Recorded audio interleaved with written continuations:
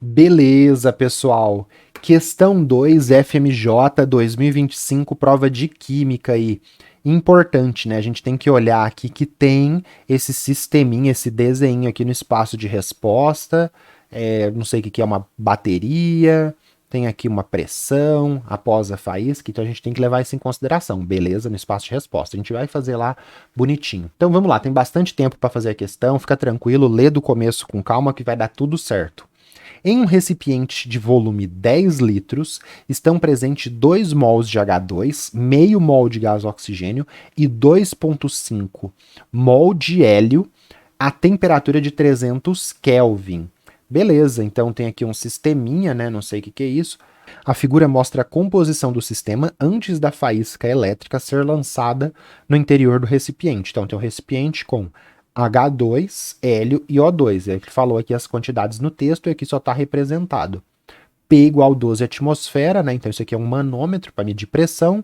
E tem uma bateria aqui, né? Polo negativo, polo positivo. Provavelmente vai ter uma faísca, né? Então vamos lá.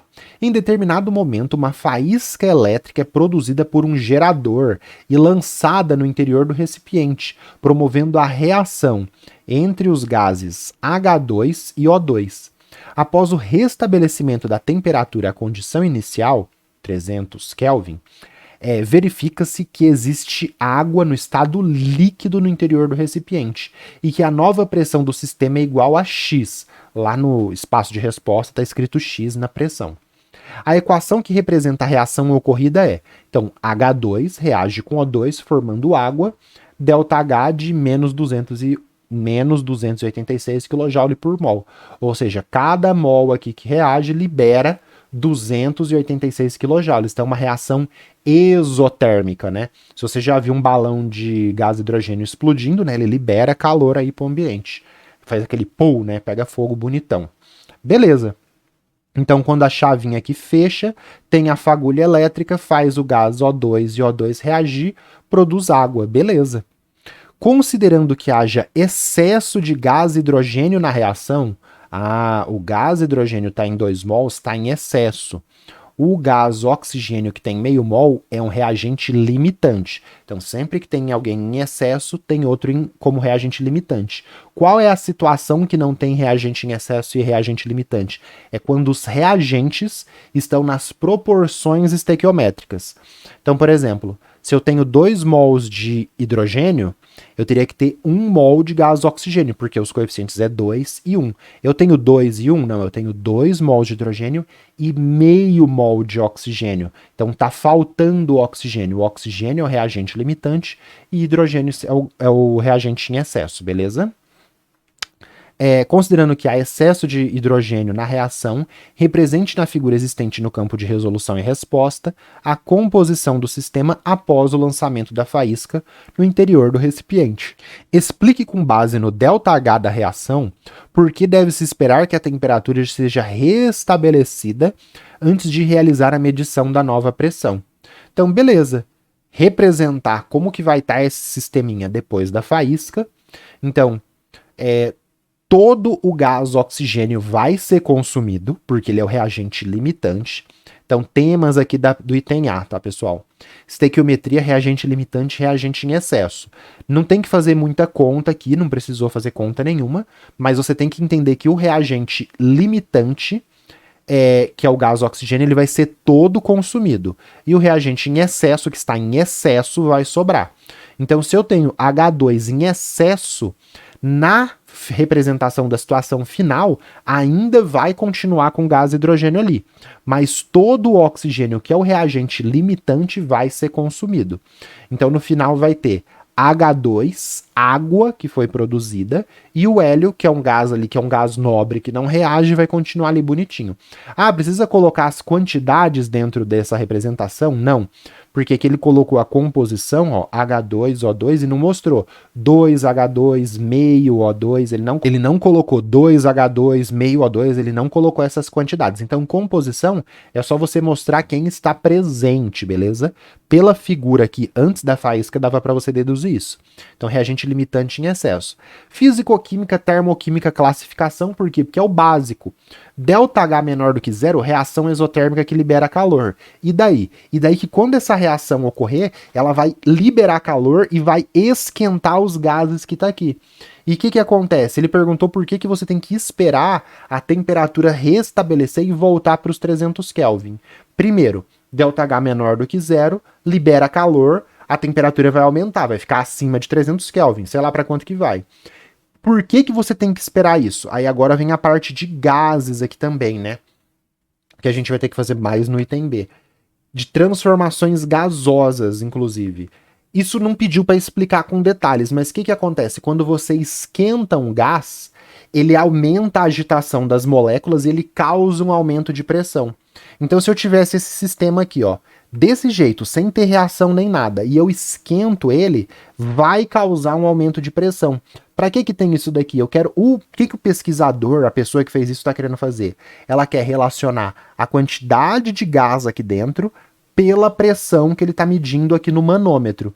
Se ele fez uma reação que liberou calor, ele tem que esperar atingir a temperatura de 300 Kelvin, a temperatura inicial, porque ali quando acaba de ocorrer a reação, vai ter uma variação na pressão, porque mexeu na quantidade de gases, então a pressão vai diminuir, na verdade, né? Porque consumiu gases e formou água líquida.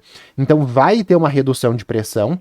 Só que você tem que esperar a temperatura reduzir, porque em alta temperatura causa um aumento de pressão. Então você não quer ver o efeito dessa temperatura na pressão. Você só quer ver o efeito da quantidade de gases aqui presente. Então por isso que você tem que esperar a temperatura restabelecer. Ao longo da resposta vai ficar mais claro isso, tá? Item B. Calcule a massa de água em gramas produzido na reação ocorrida no interior do sistema. Então, meio mol de gás oxigênio, a proporção é 2 para 1. Se 1 precisa de 2, meio mol de O2 vai precisar de meio mol de H2. Meio mol de O2 produz quanto de água? Ah, se 1 mol de O2 produz 2 mols de água, meio mol de O2 produz 1 mol de água. Produzir 1 mol de água, qual que é a massa de água? Calcula a massa molar da água, que dá 18, então foi produzido 18 gramas. No espaço de resposta você vai entender isso melhor. Considerando o valor da constante universal dos gases R igual a 0,08 atmosfera litro por mol Kelvin, calcule o valor da pressão X em atmosfera observada. Após o restabelecimento da temperatura à condição inicial de 300 Kelvin que ele colocou aqui. Então, duas coisas, né? A gente vai ter que calcular essa massa de água e achar a pressão final. Então, a gente tem que achar a quantidade de gases aqui que sobrou no sistema, com essa quantidade de mol de gases, com a temperatura e com o volume PV igual a nRT, e a gente acha a pressão final, beleza? Essa aqui é uma questão muito, muito boa. Por quê? Porque o tema dela é estequiometria com gases. Você vai ter que fazer cálculos estequiométricos, quanto de oxigênio vai ser consumido, que vai ser tudo, né, porque ele é o limitante, quanto de hidrogênio vai ser consumido, ver o quanto de hidrogênio que sobrou quanto de hidrogênio? Vai sobrar 1 mol. Quanto que tem de hélio? 2 mols e meio. Quanto que você vai ter no total? 3 mols e meio. Aí 3 mols e meio, aí depois da estequiometria de gases, você põe no PVNRT. Então não é só substituir no PVNRT, não. Você tem uma etapa antes, que é cálculos estequiométricos, para aí sim você fazer essa substituição de valores na equação geral dos gases. Eu vi aqui agora que ele deu R igual a 0,08. Eu respondi com 0,082, tá? Mas vai dar um pouquinho diferente a minha resposta do valor certo. Você teria que fazer com 0,08. Eu fiz com 0,082. Então até isso é que eles quiseram dar uma facilitada esse ano, né? Não colocou a constante com valor completo. Beleza, então vamos lá, né? Vamos colocar aqui a representação do sistema. Então a composição vai ser hélio, gás nobre, não reage. Hidrogênio está em excesso, vai sobrar. Oxigênio, gás limitante, foi todo consumido, acabou. E foi produzido água. Ai, mas tinha que colocar água líquida? Pô, aqui, ó, aí você tem que olhar aqui. Aqui ele não colocou H2 gasoso, hélio gasoso, O2 gasoso?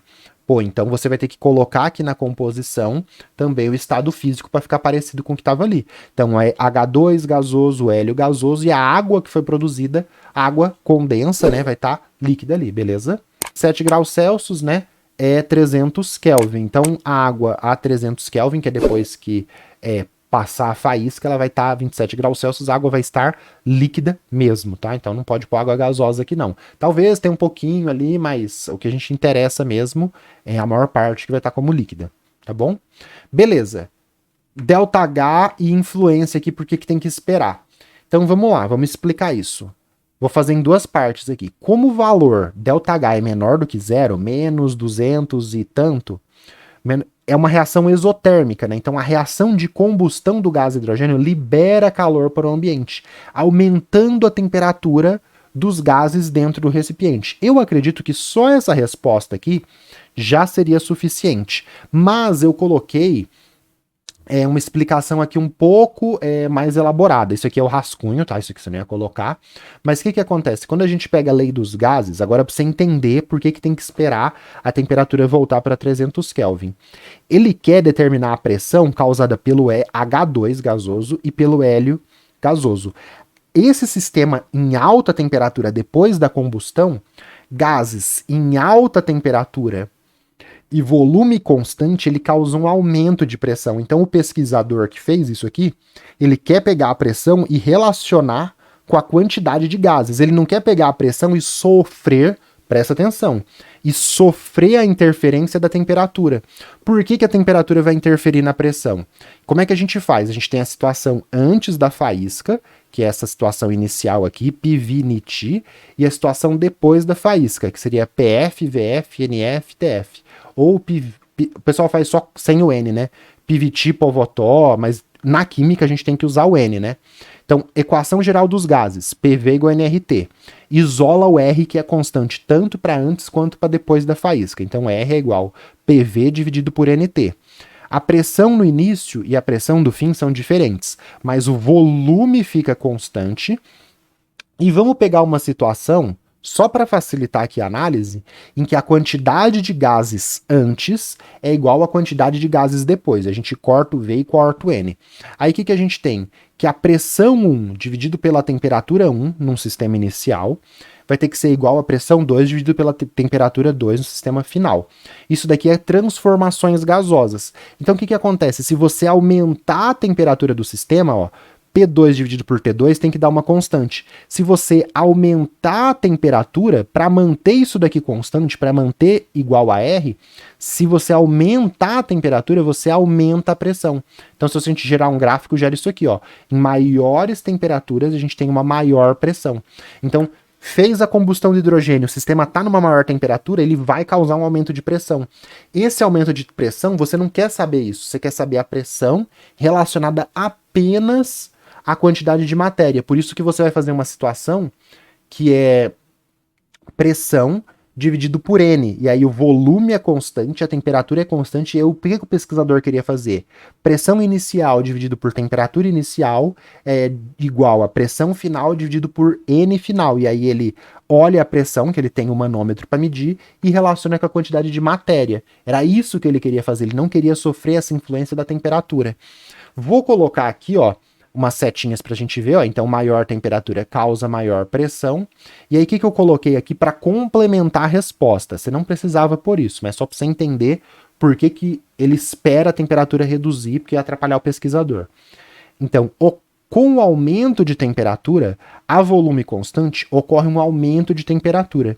Assim, deve-se esperar que a temperatura seja restabelecida para 300 Kelvin, né, 27 graus Celsius, para que a medição da nova pressão, aqui na medição final, para que a medição da nova pressão esteja relacionada apenas à quantidade de matéria após a faísca, e não a variações de temperatura. Então era isso que estava por trás que o pesquisador queria fazer. Só que você não precisava por isso, tá? Era muito difícil você perceber isso sem estar muito ali relacionado com a química. Vou colocar um vídeo aqui, vamos ver se vai aparecer.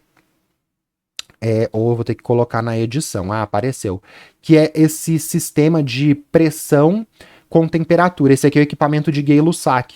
Aqui tem um gás fechado dentro dessa bola, e aí o professor colocou dentro da água fervendo. E aí tem esse equipamento aqui que é o manômetro. O que ele vai fazer? Ele vai determinar a pressão que esses gases dentro da bola de cobre sofrem em várias temperaturas diferentes.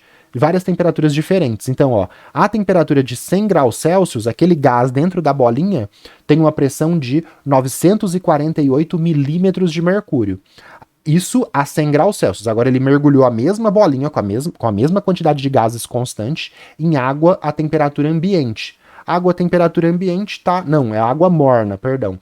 Água morna, 51,5 graus Celsius. Aí o manômetro, ó, já dá uma reduzida na pressão. Reduziu a temperatura, reduz a pressão. Agora ele vai para um terceiro sistema. Pegou a mesma quantidade de gases, mergulhou, o gás entrou em equilíbrio térmico ali com a água a 24 graus Celsius, né, perto da temperatura ambiente, reduziu ainda mais a pressão para 770 milímetros de mercúrio. Beleza. Aí ele mergulhou agora essa bola no banho de gelo. A água com gelo tá a 0 graus Celsius, nem precisava medir, né? A água com gelo é 0 graus Celsius.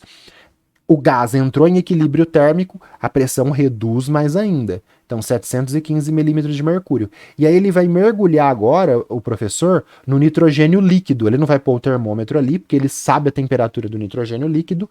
Mergulhou a bola no nitrogênio líquido, que tem uma temperatura muito baixa. Olha como a pressão reduz. Absurdo. Olha o manômetro reduzindo.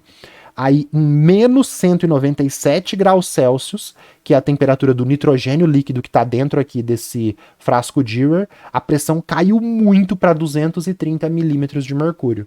E aí a professora e o professor tabela. Então, olha só o que a gente vê aqui. Conforme a temperatura diminui, a pressão do gás ali que a gente consegue pegar no manômetro diminui. Ou você pode pensar o contrário, né? Conforme a temperatura aumenta, a molécula aumenta a energia cinética e a temperatura aumenta. Esses vídeos da Universidade da Carolina do Norte são muito bons, né? Muito 10. A gente consegue pegar esses pontos.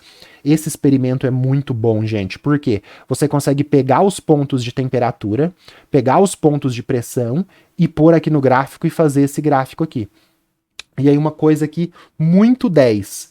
Qual seria a temperatura que a pressão dá zero? Você consegue descobrir, com esse experimento do Gay-Lussac, o zero absoluto. Então, qual é o zero absoluto? Se é novo, você não deve ter assistido Cavaleiros do Zodíaco, né? Mas qual é o zero absoluto? Aparece isso no Cavaleiros do Zodíaco, não vou pôr aqui, senão o YouTube vai cortar meu vídeo. E aí, pegando esses pontos aqui, você consegue descobrir que a menor temperatura possível, né? Você tá fazendo aqui a temperatura em Kelvin, vai ser o 0 Kelvin. Então, a temperatura que a pressão seria zero o 0 Kelvin. E aí, convertendo essas temperaturas aqui, né, para graus Celsius, você descobriria que o zero, a menor temperatura possível, é menos 273,15 graus Celsius. Então tem como você resfriar uma coisa a menos 500 graus Celsius? Não. A menor temperatura possível por esse experimento é menos 273,15. Olha que legal. Massa, né? Muito fera. Então esse seria o experimento para deduzir o zero absoluto. Mas não, só complementando, tá? Eu faço isso aqui no canal. A gente está estudando por questões, tá? Então, beleza. Agora a gente vai achar a massa de água produzido, meio mol de oxigênio. Quando você tem, pessoal, agora aqui no item B, quando você tem reagente limitante e reagente em excesso, pensa assim, eu tenho 10 salsichas e 1000 pães. Eu tenho 10 salsichas e 1000 pães. Qual que é a proporção pão-salsicha para eu montar cachorro-quente? Um pão para uma salsicha. Então a proporção estequiométrica é 1 para 1. Só que eu tenho 10 salsichas, é uma analogia que eu estou fazendo. Eu tenho 10 salsichas e 10 salsichas e 1 milhão de pães, vamos exagerar. Como a salsicha é o reagente limitante e eu quero montar um lanche, que é um pão para uma salsicha, como que eu faço a conta para descobrir quantos lanches eu consigo montar? Eu faço a conta a partir do 1 milhão de pães, que está em excesso, ou eu faço a conta com as 10 salsichas que está limitante? Eu faço a conta com as 10 salsichas que está limitante. Então, sempre que eu tiver isso aqui, ó, um reagente limitante e outro em excesso, eu pego o reagente limitante e faço as contas de quanto vai ser produzido, de quanto vai consumir, usando o limitante, porque é ele que define o quanto que vai ser produzido. Então, se eu tenho 10 salsichas de cachorro-quente, eu consigo produzir 10 hot dogs, 10 lanches de cachorro-quente. Porque vai sobrar pão. Então, com esse pão que sobra, não preciso usar ele para fazer conta. Beleza? Então, se eu tenho meio mol de gás oxigênio, eu vou fazer a conta de quanta água vai ser produzida aqui, ó. Hidrogênio está em excesso, 1 milhão de hidrogênio. meio mol de gás oxigênio, eu pego essa quantidade de gás oxigênio, que é o reagente limitante, e descubro a quantidade de água produzida. Descobri a quantidade de água produzida em mol, com a massa molar, eu chego na massa produzida. Vejo agora a quantidade de gás hidrogênio que sobrou e ponho no PVNRT para eu achar a pressão final. Beleza? Vamos lá? Vamos para o espaço de resposta agora. Então, item B. O reagente limitante é o gás oxigênio. A partir dele, do reagente limitante, encontramos a quantidade de água formada. Então, eu tenho meio mol de gás oxigênio.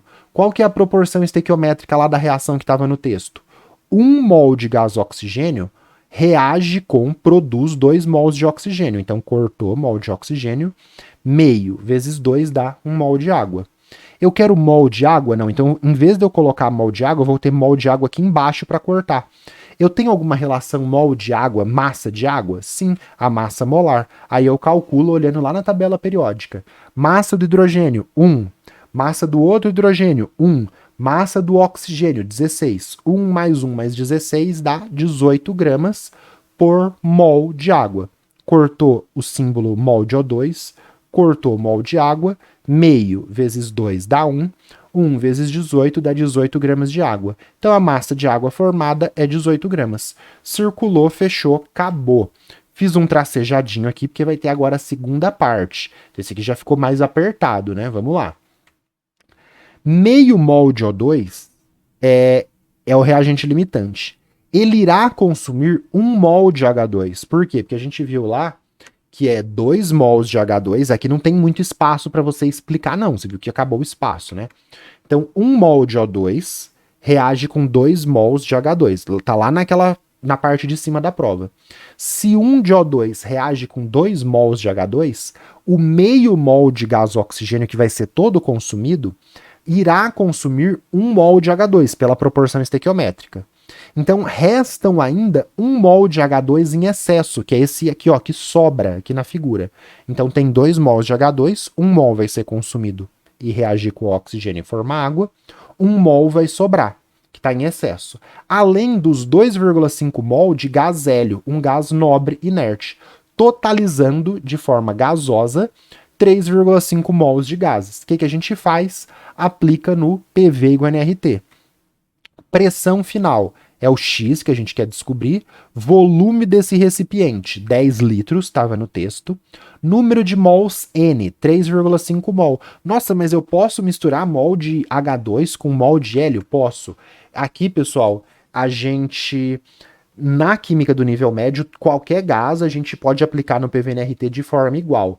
Vai ter diferença só no ensino superior, aí só lá. Aqui, 1 mol de H2, 1 mol de hélio, 1 mol de argônio, qualquer molécula gasosa, na mesma temperatura, na mesma pressão, no mesmo recipiente, vai causar a mesma pressão. Então, por isso você pode somar todos os mols de gases que tiver ali. E aí, a quantidade total de mols de gases vai te dar a pressão total. Então, assim, a pressão total é causada pelo número de mols total. Então, eu até podia colocar aqui um PT-NT, né? O número de mols total te dá a pressão total. A pressão total vem dos 3,5 mol de gases total, beleza? R era para pôr 0,08, eu fiz tudo com 0,082, vou deixar assim. Então, o meu tá errado. Eu ia talvez perder esse ponto porque era 0,08, tá? É só agora que eu vi.